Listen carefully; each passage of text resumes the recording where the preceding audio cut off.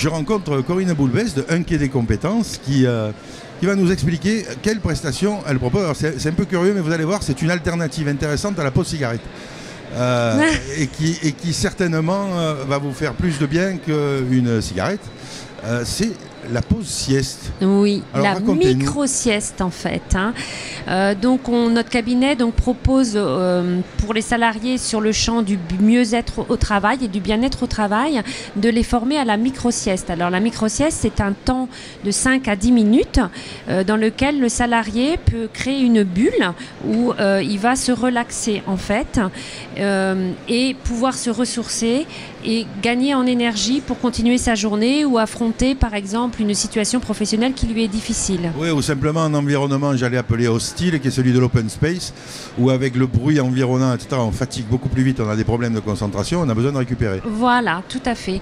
Donc nous, ce qu'on propose, c'est un module de formation avec 5 séances. C'est une sophrologue qui pratique, on fait des groupes de 5 à 12 personnes au sein de l'entreprise, et la sophrologue va les aider à pratiquer des exercices à la fois de respiration, de faire du vide, je veux dire dans l'esprit, et de faire du relâchement corporel.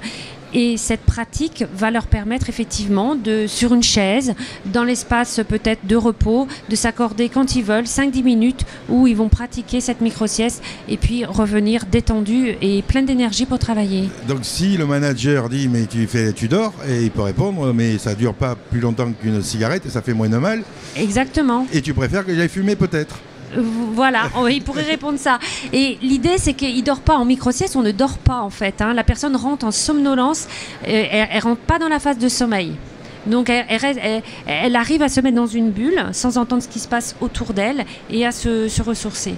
Et ça tient quand même de l'exploit quand on est dans un grand open space d'arriver à se mettre dans une bulle et de ne pas entendre ce qui se passe autour. Alors c'est pour ça qu'on fait une formation de 5 séances, une par semaine, de manière à ce que les gens acquièrent bien l'exercice, et en fait c'est en le faisant et en le pratiquant régulièrement que ça devient totalement naturel. Alors donc les élus, les représentants du personnel prennent contact avec vous, vous venez dans l'entreprise? Voilà, c'est ça, ils discutent avec nous, on voit leurs besoins et puis on vient dans l'entreprise et puis on fait les séances. Ça peut être entre midi et 2 sur les temps de pause des personnes, ça peut être des temps aménagés selon l'organisation de l'entreprise. Oui, mais si c'est 5 minutes, en plus ça peut être n'importe quand dans la journée. Oui, tout à fait. C'est quand on en a besoin, quand on sent qu'on sature. Voilà. Ça peut être par exemple aussi les gens qui travaillent tôt, par exemple dans la grande distribution, qui vont commencer à 5h le matin, qui vont être là jusqu'à 13h. À un moment donné, ils vont avoir un coup de barre. Et ben, ils vont dans la salle de repos, ils se prennent 5-10 minutes et hop, c'est reparti. Ça peut être les commerciaux aussi, tout simplement, qui sont sur la route par rapport à la vigilance de la conduite. S'accorder à un moment donné, ils s'arrêtent. S'ils ont besoin d'aller, par exemple, prendre de l'essence, et ben, ils restent dans leur voiture et 5 minutes, ils font la pause et hop, la vigilance revient, par exemple, pour la conduite, pour éviter l'endormissement. Donc là, oui, effectivement, on est dans la prévention des accidents de travail et des maladies professionnelles. Tout à fait. Tout à fait. C'est aussi, par exemple, les personnes dans la grande distribution, je pense aux caissières ou les tendinites à porter, c'est aussi un relâchement corporel. Oui, parce qu'il y a tout un tas de troubles musculo-squelettiques qui peuvent être...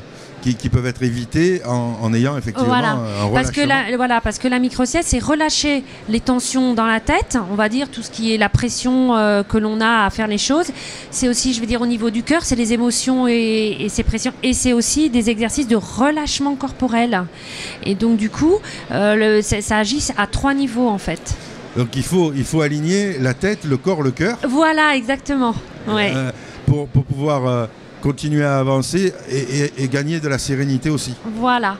Et donc, on le fait avec une sophrologue. On a une équipe de sophrologues, donc Isabelle Delanoë, qui fait ça avec nous, qui travaille à Quai des Compétences. Voilà, c'est vraiment des techniques de sophrologue. C'est pas... Alors, vous avez des statistiques de résultats de baisse de certains troubles musculo-squelettiques ou de bien-être avec des entreprises que vous suivez depuis quelque temps? Je suis désolée, je n'ai pas de chiffres à vous donner. Ça, on en trouve un peu partout actuellement, mais c'est avéré qu'effectivement, plus le salarié est mieux au travail et le vit mieux, et plus tout se passe bien, je veux dire, en termes de productivité, d'ambiance, de relation avec les partenaires, effectivement. Oui, et puis avec les collègues aussi. Et avec les collègues, ça c'est très important. Parce qu'on peut très bien être agacé par une collègue qui parle un peu plus fort à côté au téléphone, dans ces espaces ouverts où vraiment on est proche de l'enfer là. Quand même. Oui.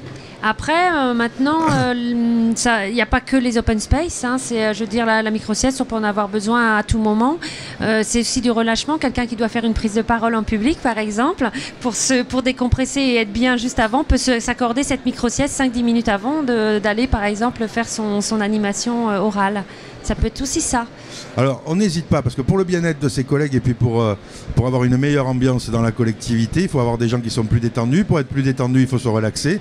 Oui. Et pour se relaxer, quelquefois, c'est pas inné, donc ça s'apprend. Voilà, donc avec des exercices. Donc on prend contact avec vous. Oui. On va faire passer l'adresse ici. Oui.